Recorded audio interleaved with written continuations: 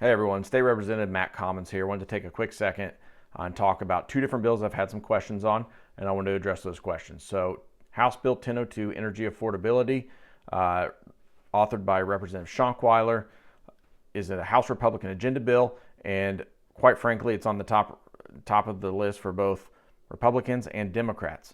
The bill will will require utilities to only ask for 2% rate increases, and they have to, when they go ask for their rate increases, they have to base that on a variety of factors tied to the energy pillars. What this bill has nothing to do with is data centers. And this week, House Republicans proposed an amendment to this bill to change it, talking about data centers and the sales tax exemption that was put in place in 2019. The underlying bill has nothing to do with data centers. This amendment would have drastically changed the bill.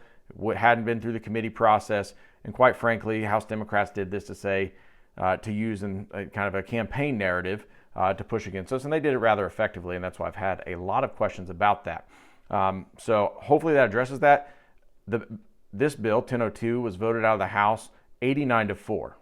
So widely supported within the House Republican and House Democrat caucuses, and I'm excited to see that bill go forward and address some of these issues on affordability and utility rates. The second bill, House Bill 1343, Public Safety Matters, which is co-authored by me, deals with two different things. Quite simply, it's an agency bill.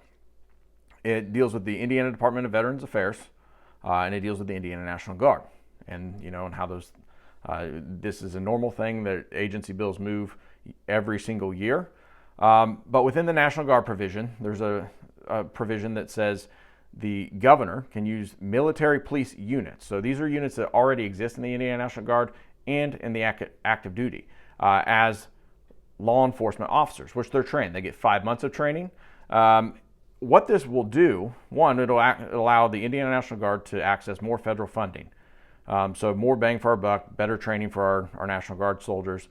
And it gives us another tool for natural disasters, sporting events. There's a variety of reasons this can happen. And the provision that has become very controversial, or this provision, is also mirrored after Massachusetts, which you're not hearing a lot about.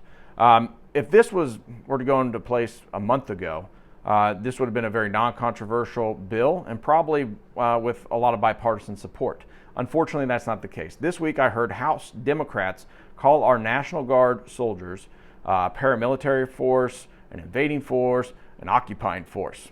And if you want to go watch some of those speeches, you can go to the iga.in.gov website, and it's on Wednesday, and you can watch those for yourself. It's pretty disheartening to see the rhetoric that's pushed on our Indiana National Guard. We do a lot of great things here in the state. It's a great bill. It'll give them more access to training and funding, and it shouldn't be controversial. And unfortunately, it has been. And a lot of that's driven by the national media and the mainstream media pushing that out. But like I said, it's a good bill. If you want to go watch some of the debate that happened on the House floor over this, 1343 Wednesday. Those words, occupying, invading, and paramilitary, that our National Guard soldiers were called. That's a direct quote by a House Democrat. That's not me. So. Thanks for the questions. I appreciate it. Hopefully this addresses those. And please let me know if you have any other concerns. We're halfway through. Things are moving fast. But I'm enjoying serving you in the Indiana State House.